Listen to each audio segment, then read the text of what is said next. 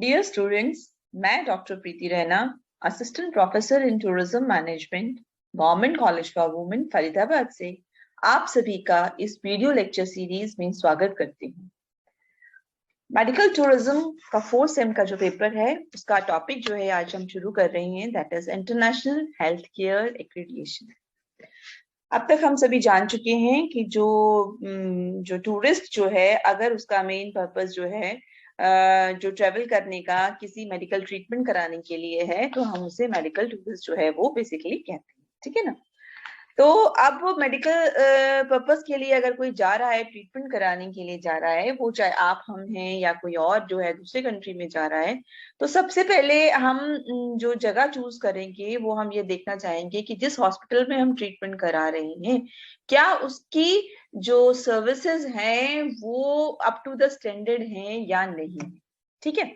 तो जैसे छोटे सा अगर आप सिंपल एग्जांपल लो कि आप किसी स्कूल में एडमिशन कराना चाहते हैं किसी बच्चे का, तो आप क्या देखते हो कि भाई कौन सा स्कूल अच्छा है, और ये कैसे डिसाइड करते हो कि वो कैसे अच्छा है, कौन सा स्कूल अच्छा है।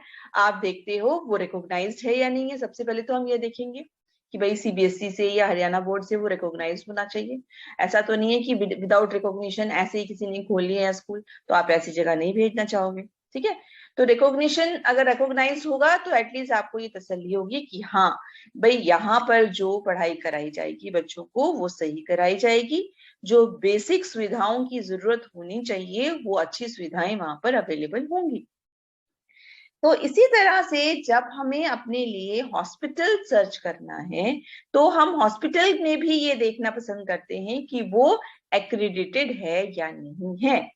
अगर एक्रेडिटेड है then we come to know कि हाँ ये इंटरनेशनल स्टैंडर्ड्स के अकॉर्डिंगली है।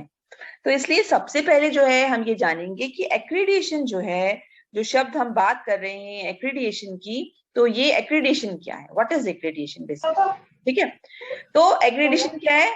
एक्शन या प्रोसेस ऑफ ऑफिशियली रिकॉग्नाइजिंग, यानी कि वो प्रोसेस जिसके द्वारा हम ऑफिशियली रिकॉग्नाइज कर सकते हैं किसी को, जो है उसके स्टेटस को रिकॉग्नाइज कर सकते हैं, या हम उसकी क्वालिफाइड कितना है वो देख सकते हैं कि जो है वो हमारा क्या कहलाता है, एक्रेडिटेशन जो है वो कहलाता है, ठीक है बच्चों। तो एक्रेडिटेशन एक नॉर्मल जो डिक्शनरी वर्ड है वो क्या है कि एक्रेडिटेशन क्या है, कोई भी एक्शन के द्वारा या कोई भी प्रोसेस जिसके द्वारा जो है हम किसी चीज का स्टेटस जो है वो देखते हैं कि वो क्वालिफाई करता है या नहीं क्वालिफाई करता है एक किसी एक्टिविटी को, उसको हम एक्रेडिटेशन जो है वो कहते हैं। इसी तरह से हम दूसरे शब्दों में कह सकते हैं कि एक्रेडिटेशन जो है एक थर्ड पार्टी अटेस्टेशन है। थर्ड पार्टी यानी कि हम नहीं कर रहे बल्कि कोई और बाहर का व्यक्ति आके जो है अप्रूव कर रहा है, वो करेगा कि कंफर्म करेगा कि जो हमारा जो सारी काम है या जो हमारी सारी के सारे जो भी इंस्ट्रूमेंट इक्विपमेंट्स हम यूज कर रहे हैं, जो हम सर्विसेज दे रहे हैं, वो जो है स्टैंडर्डाइज्ड हैं या नहीं है। और ये करेगा कौन? कोई ना कोई ऑथोरेटिव बॉडी होगी, कोई ना कोई संगठन होगा जो इस एक्टिविटी का काम करता है। तो और जो ऑथोरेटिव बॉडी परफॉर्म करती है एक्रेडिटेशन को, उसको हम एक्रेडिटेशन बॉडी कहते हैं। यानी कि जो हमारा ये काम करके देगी उसको हम बोलते हैं। स्कूल्स में जैसे हमने आपको बता दिया, उसी तरह कॉलेजेस के अंदर जो होता है एक्रेडिटेशन होता है, उसको हम बोलते हैं नैक, नेशनल एक्रेडिटेशन किया जाता है। यानी कि वो कॉलेजेस को जो है ग्रेडिंग करते हैं कि इस कॉलेज के अंदर जो है क्या ग्रेड है। सपोज हमारा कॉलेज है, हमारे कॉलेज को अगर B+ मिला है या हमारे कॉलेज को A मिला है, तो वो किस बेसिस पर वो देते हैं? वो सारा कुछ देखते हैं, स्टाफ कितना क्वालिफाइड है, जो है कितनी पढ़ाई उन्होंने कर रखी है, किस क्षेत्र में रिसर्च कर रहे हैं वो, यहाँ के स्टूडेंट्स को सारी चीजें मिल रही हैं, और जो एक्स्ट्रा जो है करिकुलर एक्टिविटीज में ये कैसा है कॉलेज, यहाँ का रिजल्ट कैसा आता है, यहाँ की प्लेसमेंट कैसी होती है, ये सारी चीजें हम देखते हैं। तो वो एक जनरल चीजों में हो गया। बट अब हमें जो बात करनी है वो बात करनी है किस चीज की? हेल्थ केयर एक्रेडिटेशन की। क्योंकि हम मेडिकल टूरिज्म की बात कर रहे हैं, तो हम बात कर रहे हैं हेल्थ केयर एक्रेडिटेशन की। तो हेल्थ केयर या हॉस्पिटल एक्रेडिटेशन जो है वो है रिलेटेड किससे? Improving how care is delivered. तो बेसिकली क्या है? Health care and hospital accreditation is about improving how care is delivered to patients and the quality of care they receive. यानी कि हेल्थ केयर या हॉस्पिटल एक्रीडिएशन की जो है वो इस बारे में होता है कि हम कितना इम्प्रूव करें, कितना इम्प्रूव कर रहे हैं किस चीज को, कि हम पेशेंट्स को किस तरह से देखभाल कर रहे हैं और या उनको किस क्वालिटी की केयर जो है उनको मिल रही है। यानी कि जो है हेल्थ केयर क्या हो गया, हॉस्पिटल के द्वारा पेशेंट्स की देखभाल किस तरह से की जा रही है, या हम कहें पेशेंट्स को किस तरह की सेवाएं मिल रही हैं उस अस्पताल के अंदर, तो वो क्या है, हेल्थ केयर एक्रीडिएशन कहलाता है।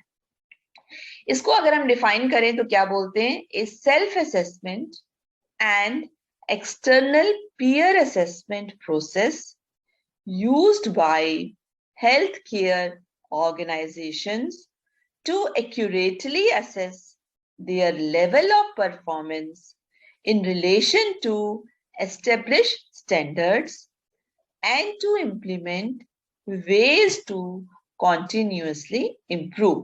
ठीक है, तो इसका बेसिक क्या मतलब है कि एक्रीडिएशन क्या है, एक सेल्फ असेसमेंट है जो कि और साथ साथ जो बाहर का जो कोई बॉडी है या बाहर के जो ग्रुप ऑफ पीपल हैं वो असेस करते हैं हेल्थ केयर, और ये किसके द्वारा किया जाता है, कोई भी हेल्थ केयर ऑर्गेनाइजेशन है वो अपना कोई ग्रुप भेजती हैं जो जाके हॉस्पिटल या हेल्थ केयर जो भी ऑर्गेनाइजेशन है उसको चेक करते हैं। क्या देखते हैं वो, असेस क्या करते हैं कि उनका लेवल ऑफ परफॉर्मेंस कैसा है एज कंपेयर टू स्टैंडर्ड्स, यानी कि जो स्टैंडर्ड स्थापित किए गए हैं।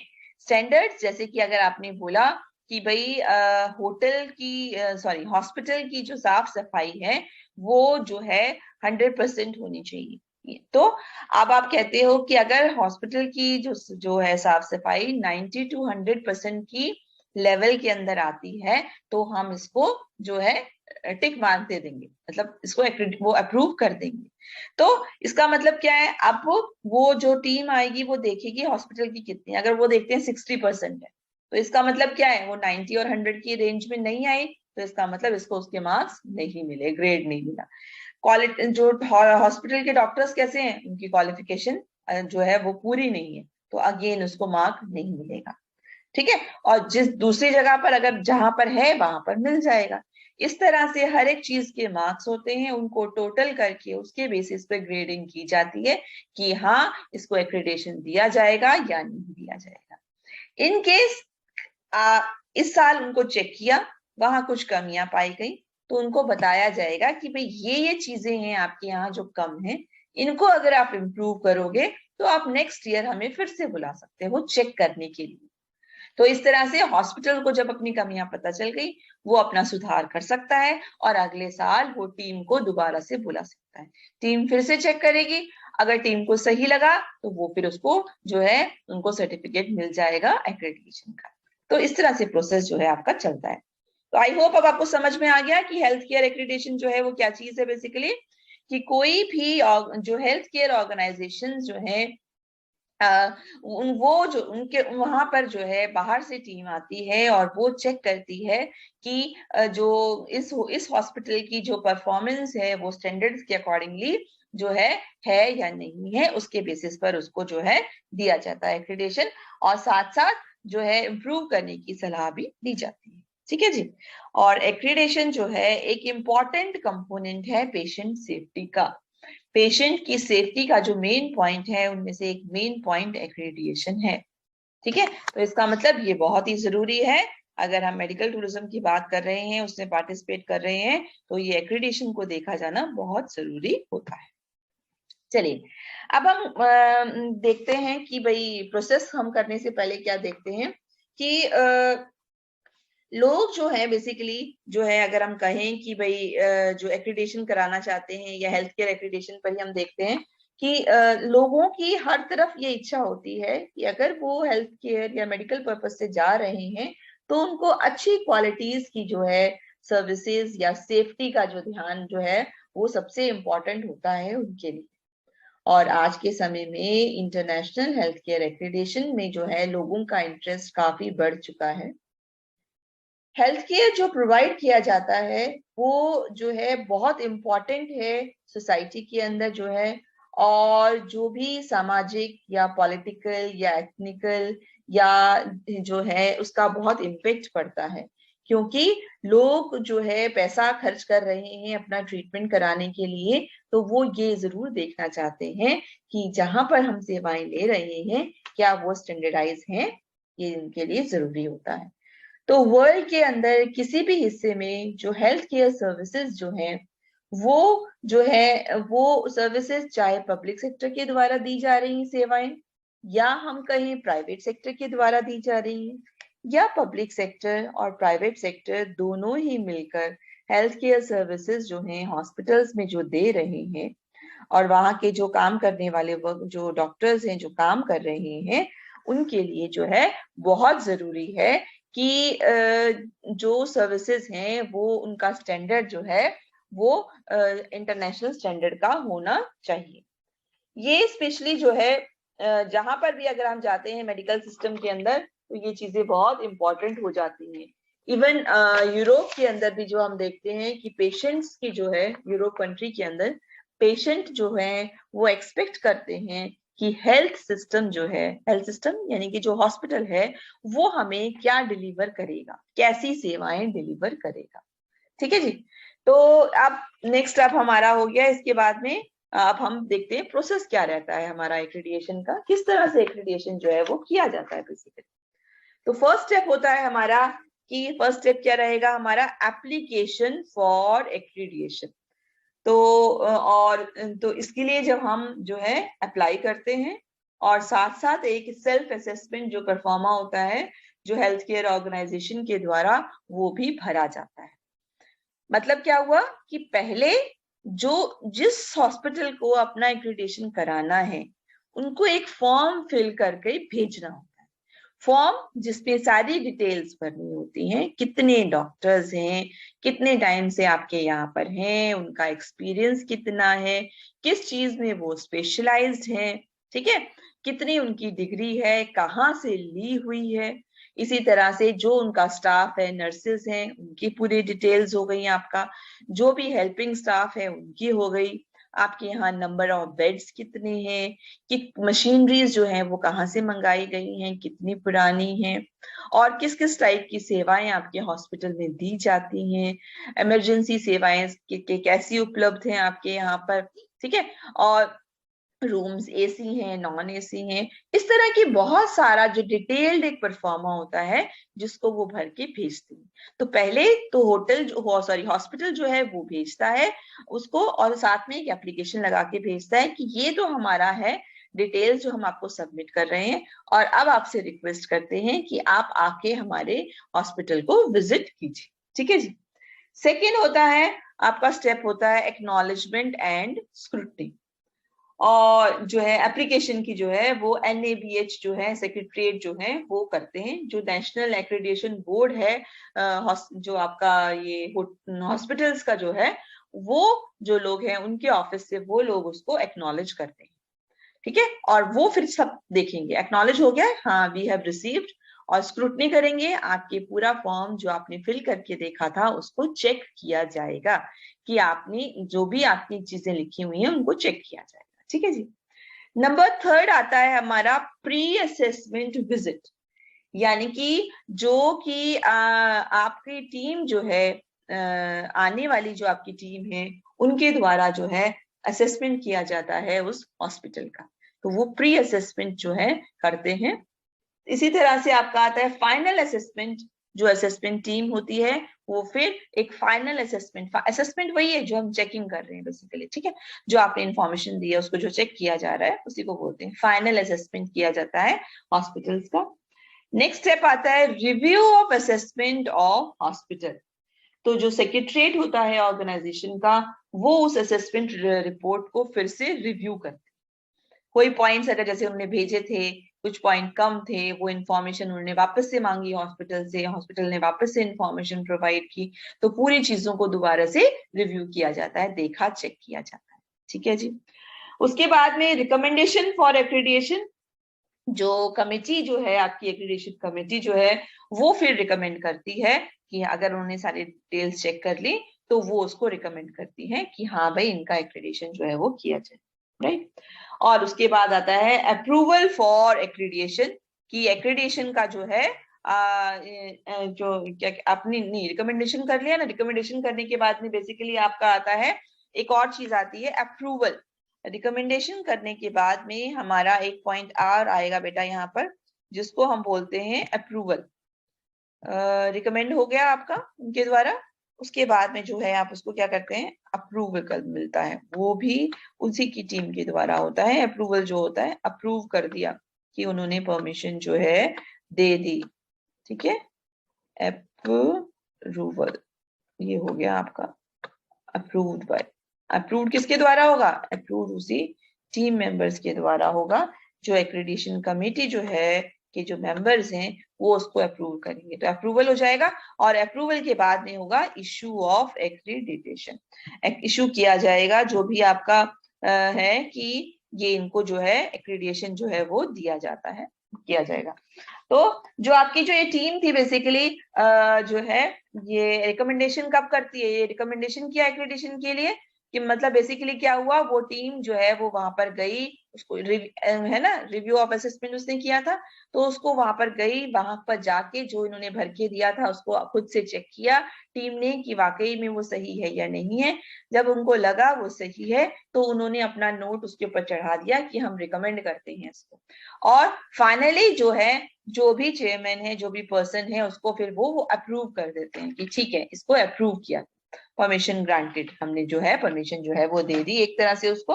और उसके बाद में जो है एक्रेडिटेशन जो है सर्टिफिकेट जो है बेसिकली वो ऑर्गेनाइजेशन सेक्रेटरीट के द्वारा जो है वो इशू कर दिया जाता है, ठीक है।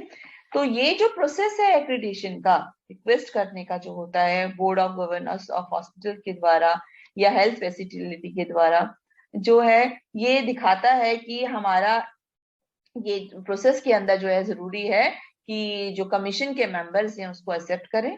इसके अंदर हम सेल्फ असेसमेंट हमने कर लिया, बेसिकली यही सारे स्टेप्स कर लिए हमने, सेल्फ असेस किया इसको, साथ साथ इसको ऑन साइट सर्वे भी हो गया। जब मेंबर्स ने आके देखा उसको तो उन्होंने उसका जो है फाइनल असेसमेंट किया ना, इसका मतलब उन्होंने आके उस साइट पे जाके उसका सर्वे कर लिया। उसके अंदर जो कुछ कमियां नजर आई वो इन्फॉर्म कर दी उसको, जब उन्होंने वो कमियां दूर कर दी तो उसको फिर उन्होंने रिव्यू कर दिया। हॉस्पिटल जो है इस काम के लिए जो है फी सबमिट करता है और ये बताता है कि जो भी इंफॉर्मेशन जो है आपको जब आप हमारे हॉस्पिटल में आओगे तो आपको सारी इंफॉर्मेशन प्रोवाइड करना उनकी रिस्पॉन्सिबिलिटी जो है हो जाती है, और कोई भी कमियां अगर दी जाती हैं तो उसे पूरा किया जाता है। एक बार आप लोगों के लिए मैं फिर से रिपीट कर रही हूँ, अब ध्यान से और अच्छे से सुन लेना।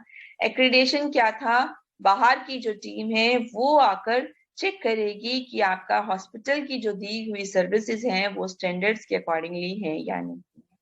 तो उसके लिए हमें खुद करना पड़ता है, हमें खुद अप्रूवल लेना है तो हमें खुद करना पड़ता है। क्या करना पड़ता है, एप्लीकेशन देनी होती है एक तो एक्रेडिटेशन के लिए, ठीक है, साथ साथ आपका फॉर्म जो है वो फिल करके सारी डिटेल्स जो मैंने अभी बताई थी वो डिटेल्स आपको भर के देनी होती है। उसके अलावा फिर एक्नॉलेज जो ऑर्गेनाइजेशन जो है जो एक्रेडिटेशन वाली वो उसको एक्नॉलेज करेगी और उसको चेक करती है।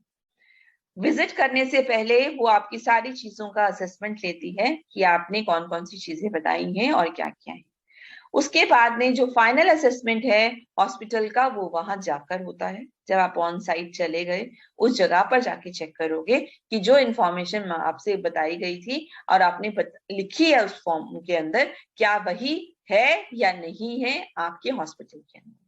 उसके बाद में जो है उसको देखने के बाद में उसको असेस किया जाता है हॉस्पिटल को और उनको रिव्यू किया जाता है क्या कमियां हैं उसकी, और फिर उसके बेसिस पर जब वो कमियां दूर हो जाती हैं तो रिकमेंड किया जाता है एक्रेडिटेशन करने के लिए। ये कौन करते हैं, वो जो मेंबर्स आए थे वो करते हैं। उसके बाद में जो है जो ऑर्गेनाइजेशन का जो हेड है वो उसको अप्रूवल दे देते हैं और एक्रेडिटेशन सर्टिफिकेट जो है वो इशू कर देते हैं। ठीक है जी, तो बिल्कुल ठीक हो गया कि आप जो कमीशन जो है वो एक कॉन्फिडेंशियल रिपोर्ट जो है वो दे देता है एक्रेडिटेशन की, और उसके अंदर ये बता देता है कि कौन सी डेफिशिएंसीज हैं, कौन सी कमियां हैं, उनको दूर किया जाए, और अगर आपकी कमियां नहीं है तो आपको जो है सर्टिफिकेट जो है वो इशू कर दिया जाता है। आई होप अब ये क्लियर है आपको। नेक्स्ट चीज अब हम पढ़ते हैं बेनिफिट्स ऑफ एक्रेडिटेशन। जो हम ये सारा एक्रेडिटेशन कर रहे हैं, इसका बेनिफिट क्या होता है?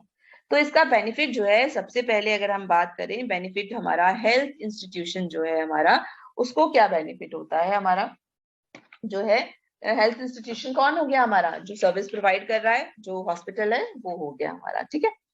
तो इससे फायदा ये होता है कि एक्रेडिटेशन प्रोसेस जो है वो डिजाइन किया जाता है ताकि सेफ्टी और क्वालिटी जो है हमारे ऑर्गेनाइजेशन की जो है उसको बनाए रखा जा सके, और पेशेंट्स को जो है जो भी कमियां अगर कुछ फेस करनी पड़ती हैं उसमें इम्प्रूवमेंट जो है वो किया जा सके। तो बेसिकली ऑर्गेनाइजेशन क्या करने के लिए क्या है? फर्स्ट है आपका improve public trust that the organization is concerned for patient safety and quality of care। इसकी मदद से जो लोगों का जो ट्रस्ट होता है, यानी कि जो पब्लिक है उसका जो विश्वास होता है ऑर्गेनाइजेशन के अंदर, उसको उसमें जो है बढ़ोतरी होती है। अगर हमारा हेल्थ इंस्टीट्यूशन को हमने एक्रेडिटेशन करा दिया तो जो पब्लिक है, आम आदमी जो है, उसकी हमारे इंस्टीट्यूशन के प्रति, हमारी संस्था के प्रति विश्वास बढ़ जाता है कि यहाँ पर अच्छी सेवाएं मिलेंगी।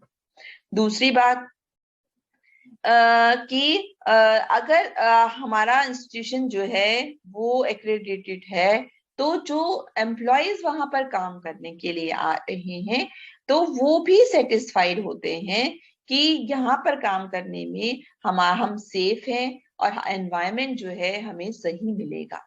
नेचुरल सी बात है ना। मतलब ये नहीं कि जो पेशेंट्स आ रहे हैं, बल्कि जो वर्क काम करने के लिए टीम, जो मेंबर्स जो वहां पर आ रहे हैं, उनको भी ये विश्वास रहेगा कि ये होटल जो है सारे नॉर्म्स को फॉलो कर रहा है और हमारी सेफ्टी के लिए या हमें एक बेहतर एनवायरनमेंट वहां पर मिलेगा। ठीक है जी। नेक्स्ट बात आती है कि listen to patients and their families, respect their rights and involve them in the care process as a part.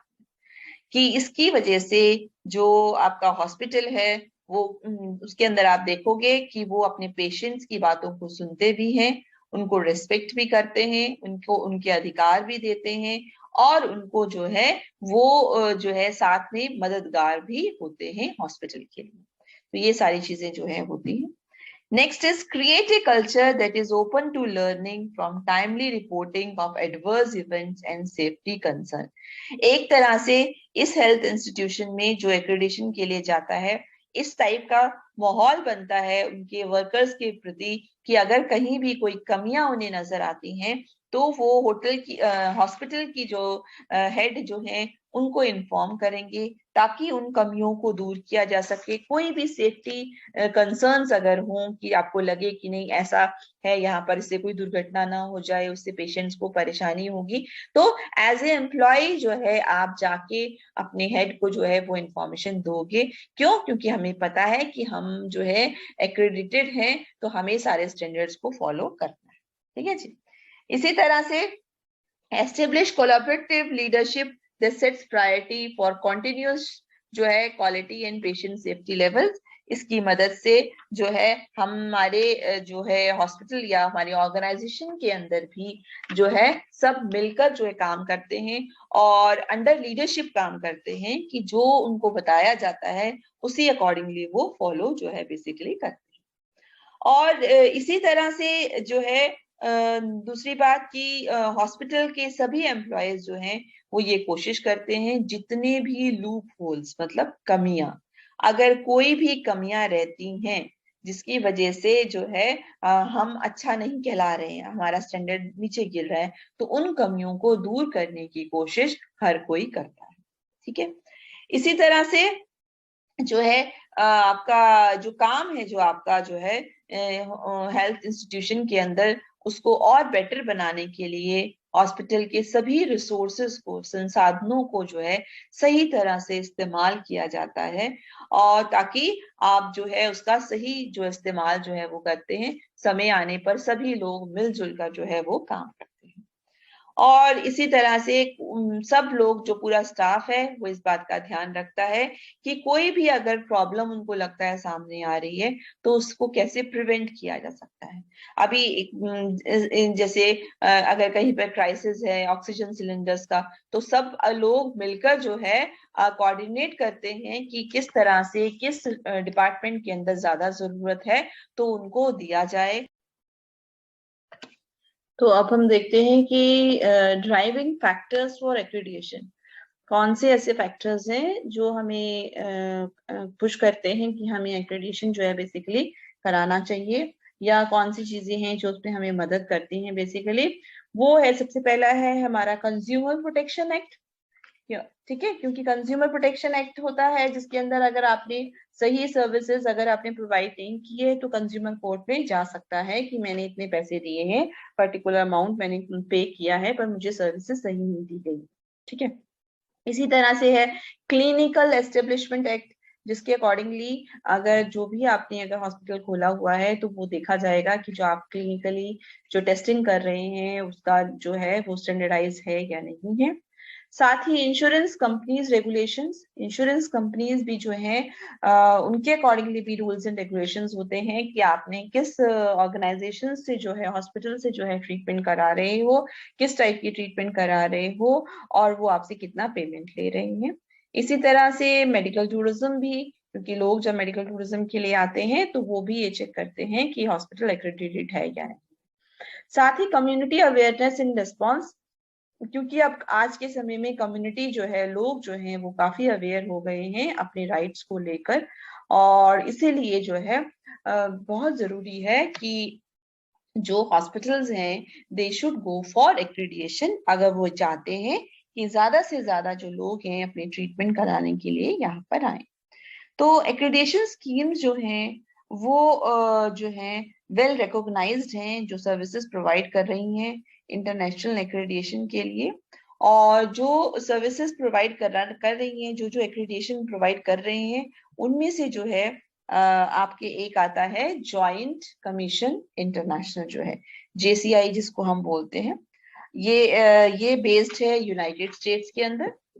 Joint commission international जो है वो काम करता है पेशेंट सेफ्टी और क्वालिटी ऑफ हेल्थ केयर को इम्प्रूव करने में काम करता है, और जो है ये साथ साथ जो है एजुकेशन भी प्रोवाइड करता है, पब्लिकेशंस भी निकालता है, एडवाइजरी सर्विसेज भी देता है, और साथ में इंटरनेशनल एक्रेडिएशन सर्टिफिकेशन भी देता है।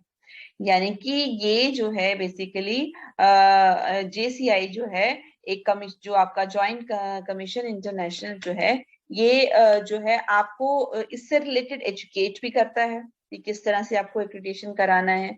आपके मैगजीन्स न्यूज़पेपर्स भी निकालता है, लेटेस्ट पब्लिकेशंस भी निकालता है, किस टाइप की सर्विसेज होनी है उसके लिए जो एडवाइजरी दी जा रही है वो भी इन्फॉर्म करता है, और किस आपको सर्टिफिकेशन भी देता है।